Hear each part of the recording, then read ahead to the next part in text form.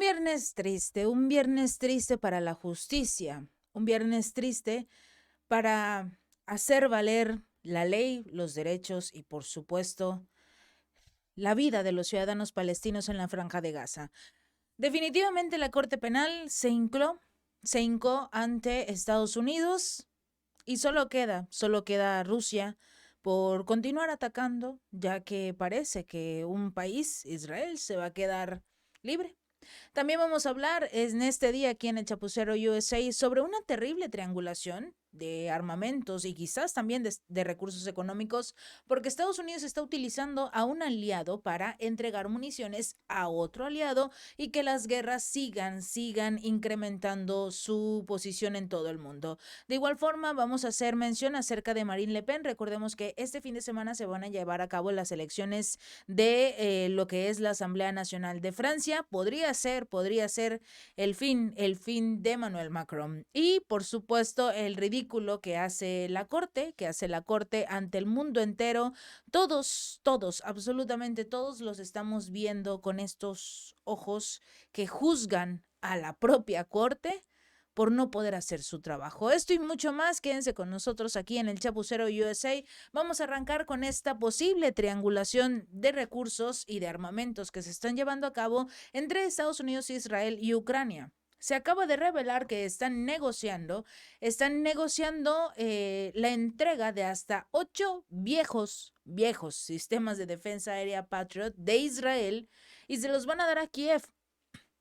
No sé si Zelensky lo hace a propósito, no se da cuenta que no lo quiere Estados Unidos. Siempre le mandan armas viejas, sistemas de defensa viejos. Por eso esta guerra va al ritmo que nos marca no solo Kiev, sino también Rusia. Porque las armas, las municiones, los equipos de defensa, todo lo que tenía Ucrania, era equipo viejo, que nadie utilizaba, obsoleto.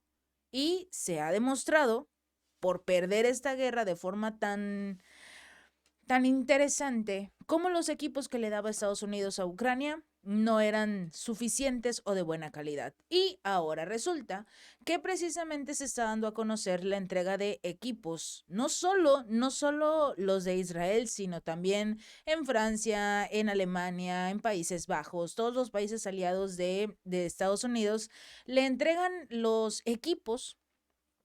sistemas de defensa a Ucrania y resulta que Estados Unidos está construyendo nuevos, pero esos equipos nuevos no se los está dando a Zelensky, esos equipos nuevos se los está enviando a sus aliados de toda la Unión Europea, a Israel también, y los equipos viejos que tienen todos estos países, ya sea si les daban mantenimiento o no, esa es cuestión de estos países y eso es algo que no le importa a Estados Unidos.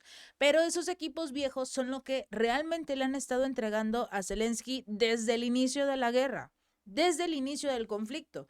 Por eso, cuando reciben estos equipos, no sirven y utilizan sus piezas para tratar de componer los que medio sirven en Ucrania. Y así es la guerra. Así es la guerra de Zelensky porque a Estados Unidos no le importa Ucrania. Los está utilizando, ellos lo saben, todos lo sabemos, pero todos se quedan callados. En este acuerdo todavía no se ha cerrado, pero probablemente los Patriots que tiene Israel van a ser enviados primero desde este país hasta Estados Unidos antes de ser suministrados a Ucrania, como para recibir una especie de mantenimiento rápido y luego entregarlos a Zelensky si les dan mantenimiento. Si bien les va, le podrían dar mantenimiento. Si no, así tal cual. Estos sistemas Patriot ya utilizados, viejos, por parte de Israel, que lleva años en guerra contra la Franja de Gaza, contra, bueno, los palestinos,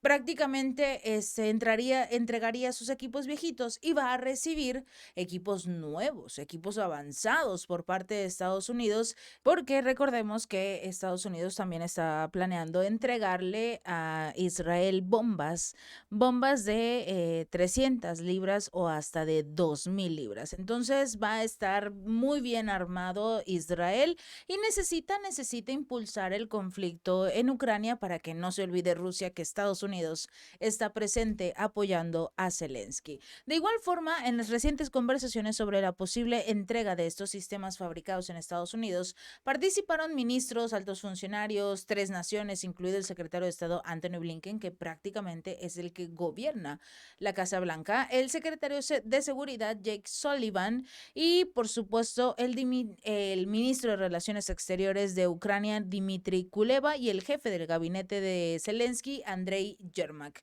Todos ellos están haciendo los negocios, ya ni siquiera toman en consideración a Zelensky para decirle, oye, te vamos a enviar un poco de basura para que intentes defenderte contra Rusia y ya luego más adelante vemos cómo me pagas, porque hasta eso, estos equipos de defensa los tiene que pagar Zelensky, no se los está dando gratis Estados Unidos. De igual forma, Estados Unidos le está haciendo una jugada a sus aliados.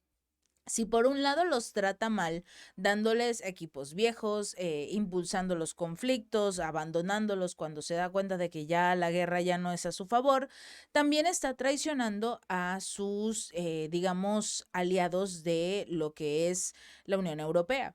Recuerdan que hubo una llamada salida masiva de muchas empresas en Alemania por los altos costos en la energía eléctrica desde el año pasado y muchas empresas, muchas compañías huyeron a Estados Unidos porque el amigo de Olaf Scholz, Biden, les dijo, no te preocupes, aquí te vamos a dar apoyos, te vamos a dar subsidios para que puedas abrir tus compañías en mi país, dejando a Alemania, aquel país que en su momento era el líder de la industria en la Unión Europea, quedó completamente en la calle.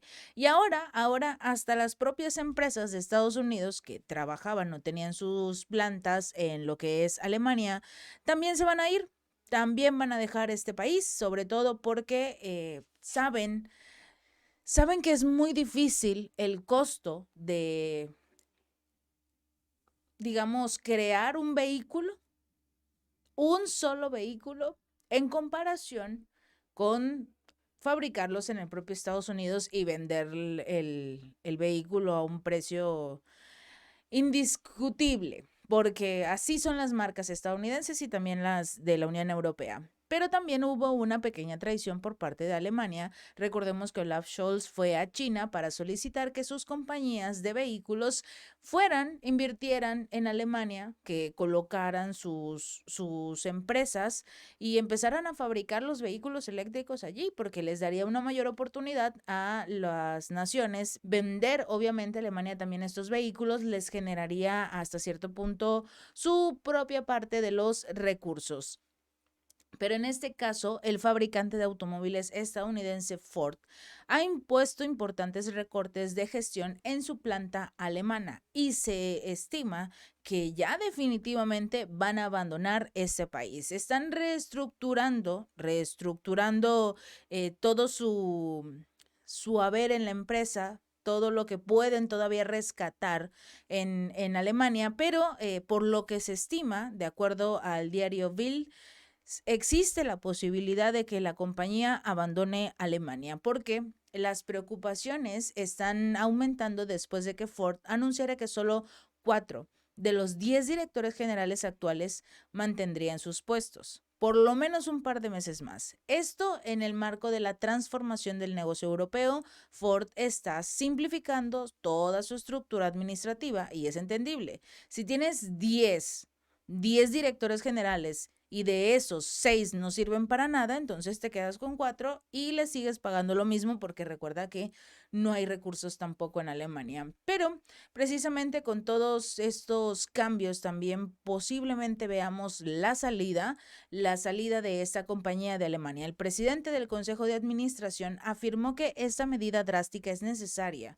para simplificar la estructura, la gestión de todo Ford en Alemania y sobre todo una mayor velocidad de acción que permite al equipo directivo concentrarse plenamente en sus tareas y tratar de llevar a Ford hacia un futuro exitoso, lo cual es muy poco probable. Pero también vienen con ello despidos masivos, como ocurrieron el año pasado como parte de su plan de austeridad, diciendo que en ese entonces eliminarían a 3.800 ciudadanos en toda Europa, principalmente en Alemania. mientras pasa a la producción de vehículos eléctricos que requiere menos personal, como lo ha demostrado, por supuesto, China en sus enormes compañías de vehículos eléctricos que sacan cada ciertos minutos un vehículo nuevo y prácticamente ya no tienen que hacer nada.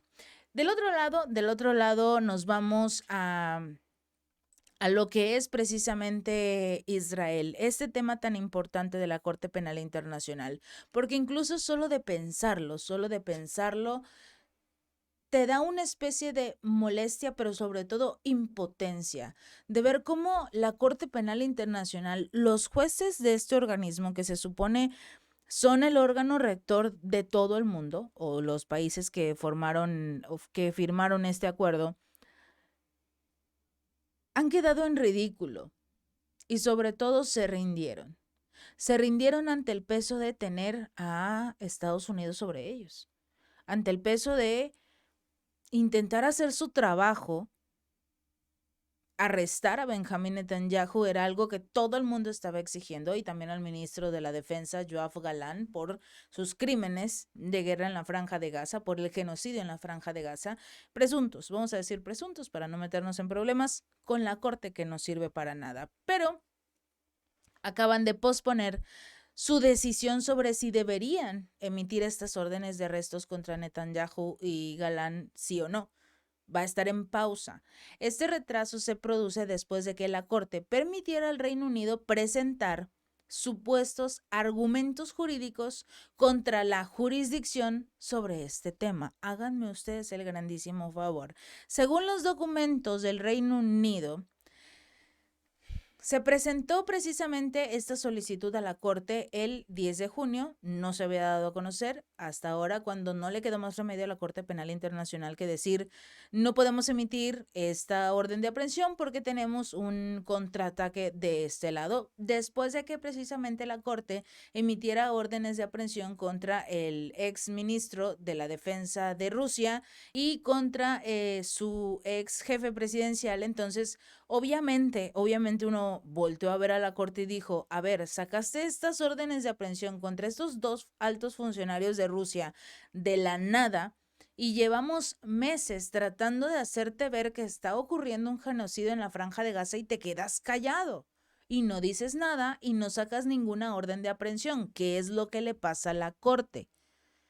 Dijeron: no, es que el Reino Unido puso esta contrademanda, emitió sus argumentos legales contra lo que estábamos haciendo, entonces tenemos que revisar, porque resulta que proporcionaron supuestas observaciones escritas sobre si el tribunal puede ejercer jurisdicciones sobre ciudadanos israelíes en circunstancias en las que Palestina no puede ejercer jurisdicción penal sobre ciudadanos israelíes, de acuerdo con los acuerdos de Oslo. La Corte ha llevado a cabo una investigación en curso sobre todos los presuntos crímenes dentro de su jurisdicción cometidos en territorio palestino y por palestinos en el territorio de Israel desde el pasado 2021. Pero este escrito del Reino Unido para tratar de salvar a Benjamín Netanyahu señala que el tribunal dictaminó en ese momento que tendría que tomar una decisión final sobre la afirmación de Israel de que la solicitud de la autoridad palestina de unirse a la Corte Penal Internacional viola los acuerdos de Oslo si un fiscal de la Corte solicita órdenes de arresto contra ciudadanos israelíes. Pero prácticamente estos acuerdos de Oslo lo único que están haciendo es proteger a los ciudadanos de Israel. No protegen a los palestinos, porque Israel está atacando a los palestinos y prácticamente nadie hace nada, y no pueden recibir justicia ni por la Corte ni por ningún otro país u organismo, porque Israel está prácticamente a salvo. Si la Corte intenta emitir una orden de arresto contra ciudadanos de Israel, prácticamente viola estos acuerdos de Oslo. Pero si la Corte intenta emitir una orden de aprehensión contra los ciudadanos de Palestina, que serían en este caso los del grupo Hamas, no viola los acuerdos de Oslo. El argumento del Reino Unido es que las autoridades palestinas no pueden tener jurisdicción sobre las naciones israelíes según los términos de este acuerdo y por lo tanto no pueden transferir esa jurisdicción a la Corte Penal Internacional para procesar a los israelíes. El Reino sostiene que la Sala, de conformidad con el artículo 19 del Estatuto de Roma, está obligada a hacer una determinación inicial de jurisdicción sobre resolver la solicitud de órdenes de arresto, de la cual la cuestión de los acuerdos de Oslo necesariamente forma parte. Prácticamente con esto están diciendo que no pueden tocar a Israel. Además, recordemos, hay algo que se le olvida al Reino Unido, que el propio primer ministro Benjamín Netanyahu fue el que canceló estos acuerdos de Oslo. Todo eso porque primero no se llegó a un acuerdo de paz entre ambos líderes, entre Israel y Palestina. Después de que se firmaron estos acuerdos, había 5 años para poder firmar un acuerdo de paz y con ello prácticamente todos tratarían de estar en su propio territorio. Pero estos acuerdos recibieron una gran oposición de grupos extremistas de ambas partes. Isaac Rabin fue asesinado en el 95 por un ultranacionalista israelí y las elecciones del año siguiente, que era el primer ministro de Israel en ese entonces, y las elecciones del año siguiente casualmente las ganó este nacionalista conservador Benjamín Netanyahu, que hasta el día de hoy sigue siendo primer ministro desde el 96 y habla de democracia, Estados Unidos impulsando la democracia en todo el mundo, cuando Netanyahu lleva siendo primer ministro muchísimo tiempo. Y precisamente Netanyahu se oponía a estos acuerdos de paz y fue el que propició su suspensión. Así que si prácticamente el Reino Unido quiere utilizar estos acuerdos de Oslo para tratar de evitar que se emita una orden de aprehensión contra Benjamín Netanyahu, hay que tener en consideración quién los canceló, quién los suspendió. Así que quizás sea necesario que la Corte Penal Internacional haga su trabajo y no trate de, como tal, buscar excusas baratas de por qué no quiere arrestar a Benjamín Netanyahu. ¿Cuánto miedo tienen de perder sus visas? ¿Cuánto miedo tienen de no poder entrar a Estados Unidos? ¿Qué es lo que realmente los detiene para emitir una orden de arresto contra un hombre que está haciendo un genocidio contra una población, los palestinos?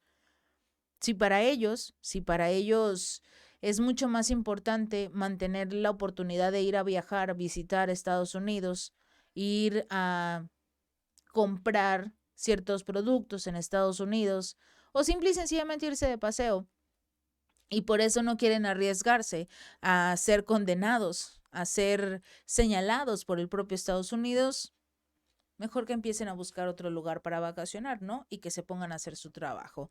Y finalmente vamos a hablar del partido de Marine Le Pen, este partido que definitivamente está haciendo una diferencia en lo que es, digamos, su posible victoria para la Asamblea Nacional. Su partido, Agrupación Nacional, donde Marine Le Pen es prácticamente su líder, tiene un nuevo récord de apoyo electoral, de acuerdo con un sondeo de opinión para los medios de comunicación locales. Tras su éxito en las elecciones europeas en el Parlamento, que tuvieron lugar el pasado 9 de junio, la agrupación nacional, encabezada por Jordan Bardella, no hizo sino aumentar su apoyo y tenemos un rechazo total por Emmanuel Macron. Según las estimaciones, en actualidad el partido reúne alrededor del 37% del apoyo tras haber anunciado su alianza con los republicanos. Y él lo señala, Agrupación Nacional termina su campaña por encima de su marcador europeo y se expande geográficamente. Los franceses no cambiaron de opinión y siguen sugiriendo castigar a Emmanuel Macron. En segundo lugar, en este sondeo se sitúa la coalición de partidos de izquierda Nuevo Frente Popular con el 28%, que incluye a la Francia insumisa de Jean-Luc Mélenchon, al Partido Socialista y el Partido Comunista, los ecologistas y el nuevo partido anticapitalista. Todos ellos para tratar, por supuesto, de tener una oportunidad en este proceso electoral. Pero la coalición del presidente Juntos por la República, formada por el Partido Renacimiento de Emmanuel Macron, los centristas del Movimiento Democrático y Horizontes, ocupan el tercer lugar. Ahora obtuvieron más votos. De acuerdo con las encuestas, el 20% de los ciudadanos votarían por ellos, el 20%. En las elecciones parlamentarias fue el 14%. Obtuvieron el 14% de los votos. Así que así está por arrancar el proceso electoral en Francia y por supuesto son los ciudadanos de este país los que van a escoger si quieren seguir apoyando las políticas de Emmanuel Macron o buscar algo completamente alternativo, sobre todo cuando te das cuenta que si le das la mano a un partido prácticamente te llevan por completo. Y así lo ha demostrado Ursula von der Leyen. Si este video te gustó, no olvides darle like y compartir. Nos vemos la próxima.